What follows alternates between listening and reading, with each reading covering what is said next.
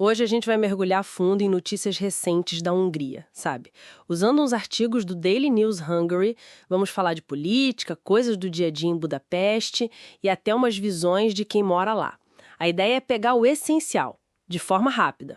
Exatamente. E olha, os assuntos são bem variados hoje, né? Mostram um país bem dinâmico, Isso. desde decisões grandes com impacto lá fora, até, sei lá, desafios da cidade, soluções digitais. É um retrato com muitas faces da Hungria agora. Certo, vamos organizar isso então. Começando pela política. Uma notícia que chamou a atenção. A Hungria decidiu sair do Tribunal Penal Internacional, o TPI. Uhum. O ministro Péter Szijjártó justificou, segundo a fonte, dizendo que o TPI ficou muito político, sabe? Ele até citou uns mandados contra líderes do Hamas como exemplo de ações sem sentido. Isso é pesado no cenário internacional, né? Quer dizer, isola um pouco a Hungria dos parceiros mais tradicionais na Europa, Sim. mas, por outro lado, reforça aquela posição deles de ser uma voz diferente, né? Que desafia o sistema, pode ser uma forma de buscar outros aliados, talvez, alinhado com as críticas que eles sempre fazem a órgãos multilaterais. Entendi. E dentro do país, a política também está agitada. Surgiu aí o Peter Mager como um desafiante forte para o Orbán. Pois é. Tem umas pesquisas recentes, que a fonte até chama de inacreditáveis, que colocam o Fidesz, o partido do governo, numa situação, de sério perigo. O que me chama a atenção nisso é a velocidade, sabe? Tipo, como ele cresceu rápido. Sim. Considerando que o Fidesz está há tanto tempo no poder, esses números fazem a gente pensar, né? O que será que o Magyar está conseguindo explorar ali? Deve ter algum desgaste, alguma busca por alternativa que estava quieta. É verdade. E ainda nesse tema, teve essa história aí da prisão de supostos espiões ucranianos. Quem falou foi o líder do Fidesz no parlamento.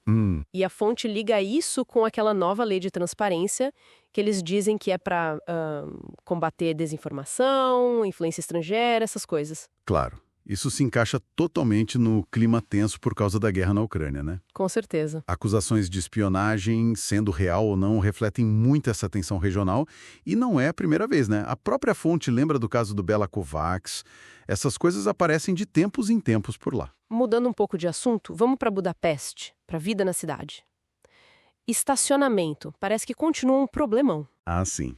Tentaram uma reforma em 2024, né? Subiram taxas, cortaram os subsídios, mas os dados mais novos mostram que, depois de uma queda inicial, o número de licenças voltou quase ao que era antes. Já estão falando em aumentar de novo as taxas. A análise da fonte mostra bem como é complicado.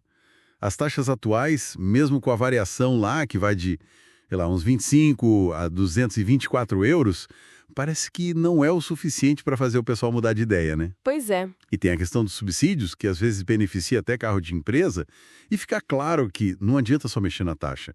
Precisaria de um investimento mais pesado em transporte público, em car sharing, uma mudança maior, entende? Entendo.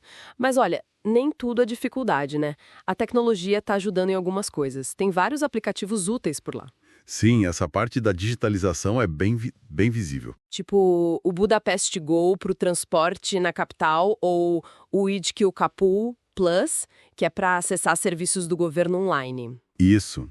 E tem os de entrega de comida, tipo Wolt, Foodora, que são super usados. Até para supermercado, tipo o Kifli.hu. E para a saúde também, o Egechega Black. Nossa, bastante coisa. É um esforço claro para modernizar, para facilitar a vida das pessoas, né? Locais estrangeiros. Claro que sempre tem o desafio de fazer isso chegar para todo mundo, mas o avanço existe. Ah, e falando em facilitar e segurança, teve uma iniciativa da Føtaxi, a empresa de táxi, né? Fizeram uma parceria com a Guarda Civil para deixar as viagens mais seguras na capital. Um detalhe, mas que soma. Sim, são essas pequenas coisas que juntas melhoram a experiência na cidade, né? Complementam os avanços maiores. E para a gente ir fechando, tem uma perspectiva legal de um cidadão chinês, o Robert Zhou.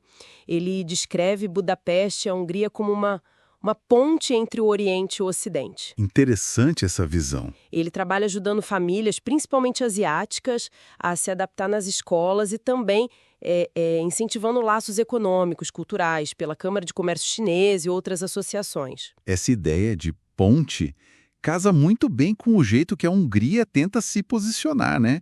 Mostra não só a economia, mas como a comunidade estrangeira ali é importante para construir essa identidade mais cosmopolita e esse papel de conectar mundos diferentes. Bom, então, resumindo o que a gente viu hoje, teve essas movimentações políticas importantes, né? Saída do TPI, esse novo nome surgindo para desafiar o governo, a questão dos espiões. Vimos também os desafios que continuam na cidade, como o estacionamento em Budapeste, mas, ao mesmo tempo, as soluções digitais avançando. Exato. E fechamos com essa visão da Hungria como um ponto de encontro, né? Cultural, econômico. Pois é, e tudo isso junto deixa a gente pensando, né, com essas tensões políticas internas e externas, os desafios urbanos e esses esforços de digitalização e de ser essa ponte, como é que tudo isso vai se combinar, assim?